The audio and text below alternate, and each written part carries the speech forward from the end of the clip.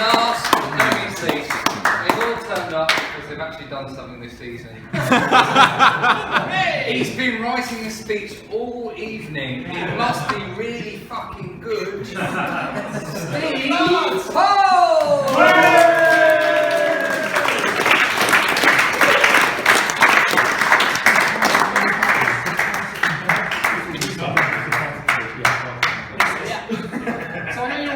A long speech after my pre-game chat, so I'll try and be done in under an hour. Dreadful start. As you know, Never be a better. So this, as most of you know, this has been like a really amazing season for us. I've been here about 10 years and don't know of any side that's had a year quite like we've had this year. We've won 3 trophies. What? Hang on. 3 trophies. Yes! Starting with. The Vase. Yeah! Invitational Vase. The name is right there. Second on the list.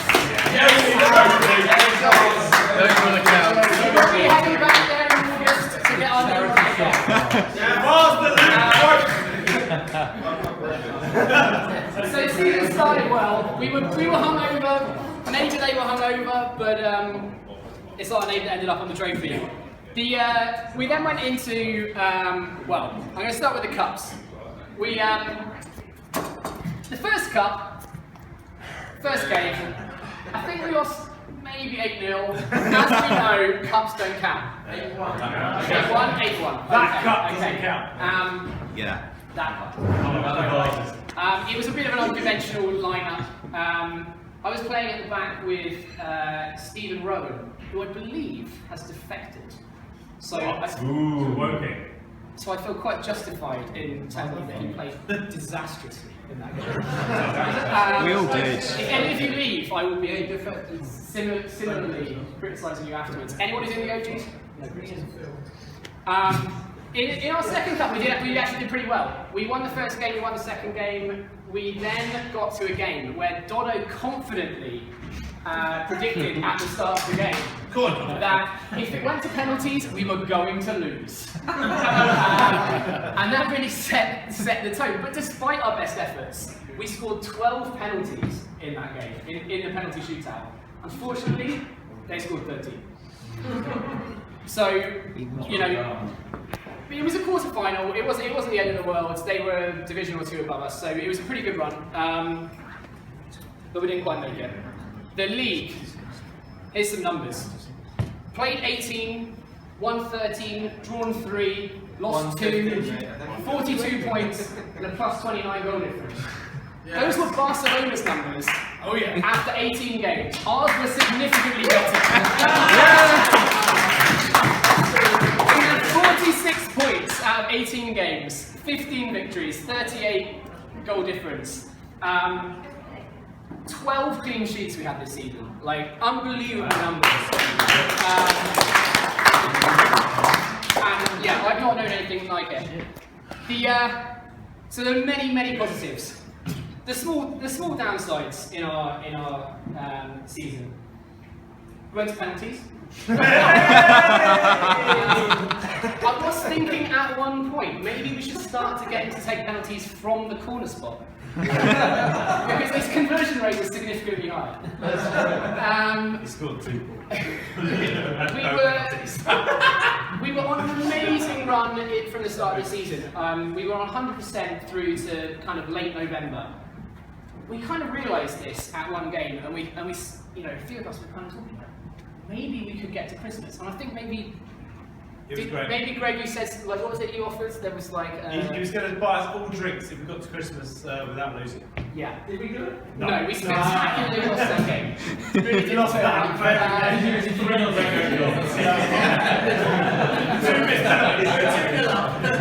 So that was the downs. Thanks, Greg.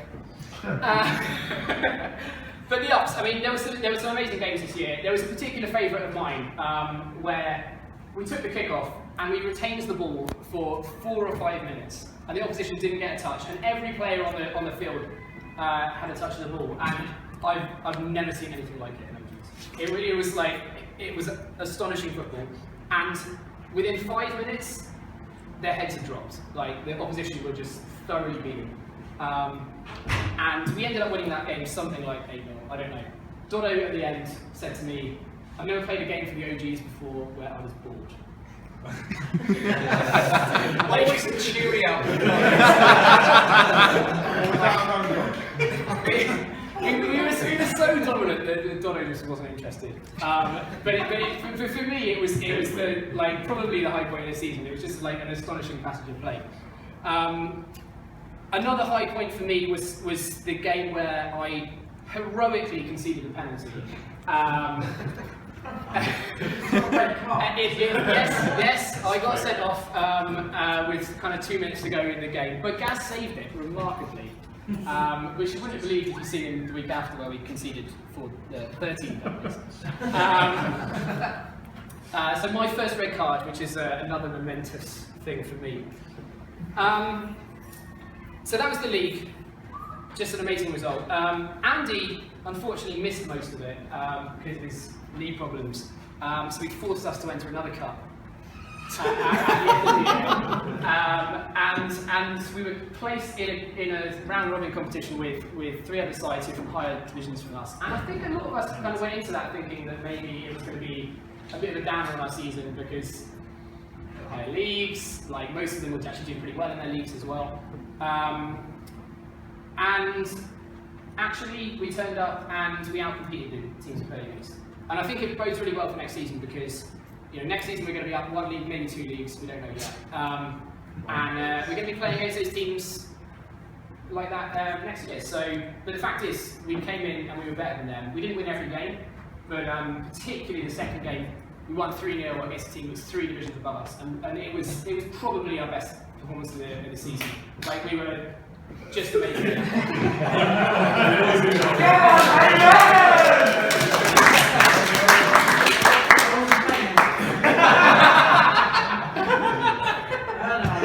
I did actually forget one highlight, Hayden, which was that you passed it backwards 3 times this year. I came Well, I saw 3. That was also about 3 were bad touches. Also got lost on the pitch at 100. So anyway, so quick thanks. The first thing is just thank you to everyone who played in the squad for your commitment, because I really feel the difference this year has been that we've had probably 8 players from 1 week to the next consistently. A few people playing, like changing every week obviously, but the consistency has meant that we all trust each other and that we play good football because of that.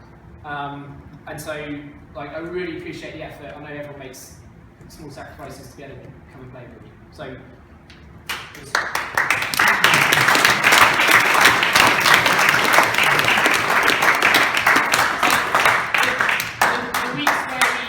weeks where we haven't been able to get our full squad out, I'd like to thank anyone else who's come along and played for us.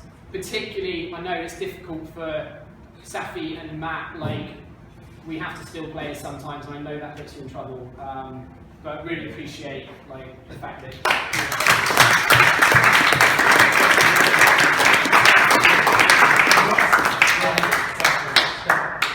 Really like to thank Hugh and Rob. I know most of you guys don't really see any of the stuff they do, but they do some stuff behind the scenes, which really helps the club, and I think we should show appreciation. Thanks, guys.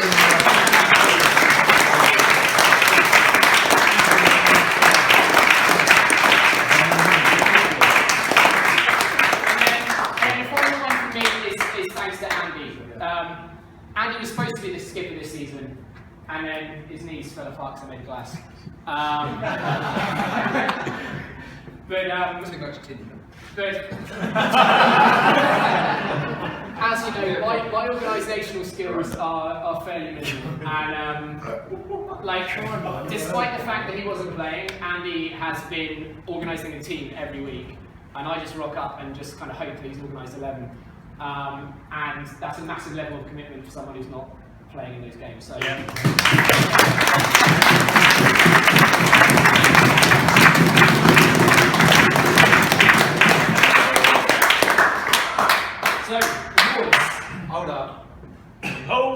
What are these? Are these actual like awards to everyone? No. Fuck, amazing. Ones assembled. You go. Play 10 games for the ones, get yourself around 10. Who played 10 games for the ones? Guys.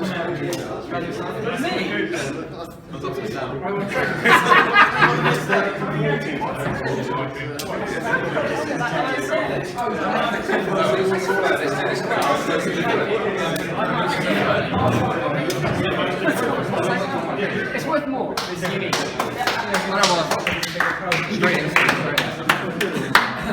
Yeah. Okay.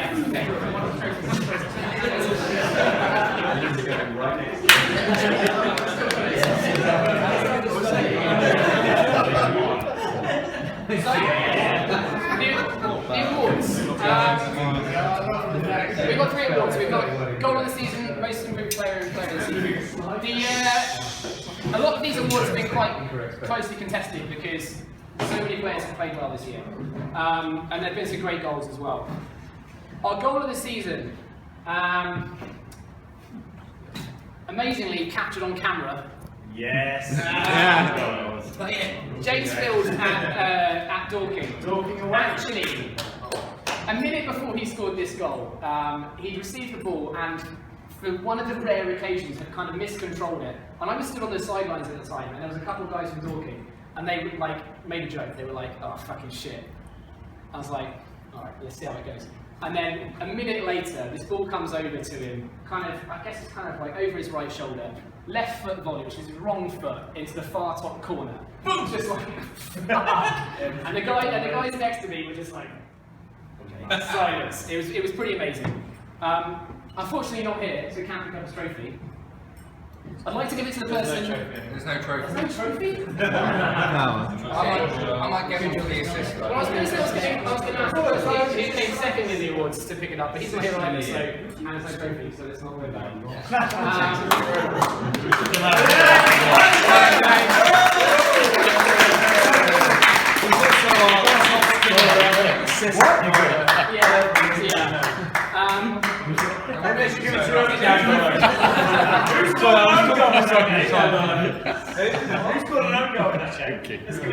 Also caught on If it camera. was a trophy, we would have to say that, because it was a great goal. There's no way you're going to finish from there. Most improved, again, we had like 7 people featured in the voting for this. Sorry to pick on you again, but at the age of 63, Greg, you're still improving.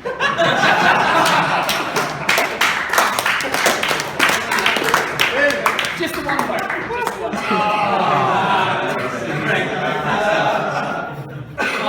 Our winner, he is everything that our youth team has to offer. Yes. Academy.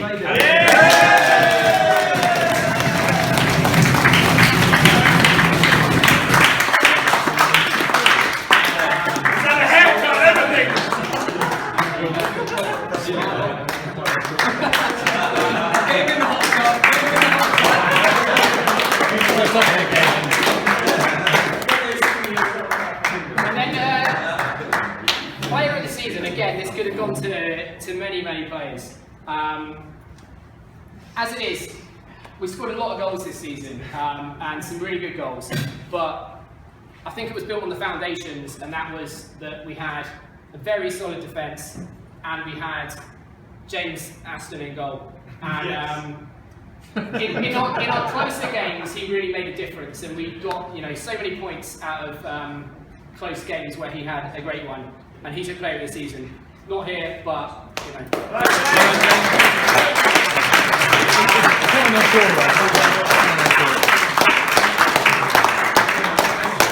You'll never hear them. well, maybe not. Never hear them. The thing that struck me about this was that going to McDonald's and ordering 6 or 7 hamburgers appears not to be a major barrier. So I don't know, maybe next season everyone get down Macca's, get the burgers in. I'm Academy and then James.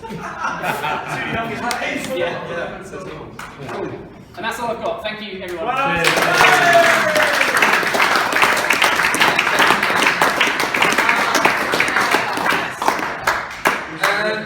And the last speaker tonight is our chairman, Andrew Elkerton.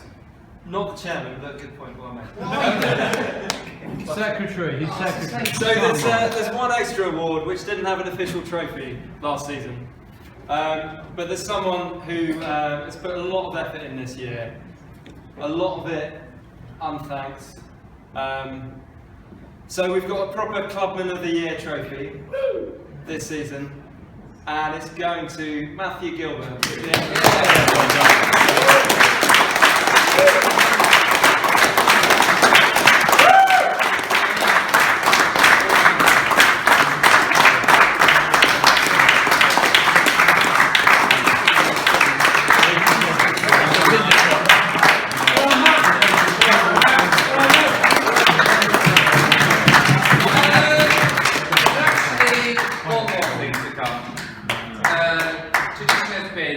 We've had some very brilliant people look after our club.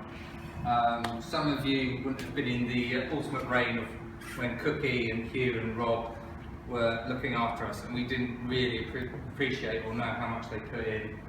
And we still never did, to be fair. But once upon a time, we thought, well, we'll give them a tankard and we'll put their name on it, and they'll always be behind the bar, and whenever they come for a drink, particularly Hugh, he'll have a pint out of it, and he's now got lead poisoning. But someone has stepped up to the plate recently, and they've taken that on, and a job that not many people would want to do, and he's been amazing at it, and he's sorted the teams out, he's sorted grounds out, he's got extra players into the club, and the fact that the ones have done so well, and the threes have been able to go through, and the twos have done well, has been an example of the effort he's put in. And so, Andy, I've got you your tankard. Yeah!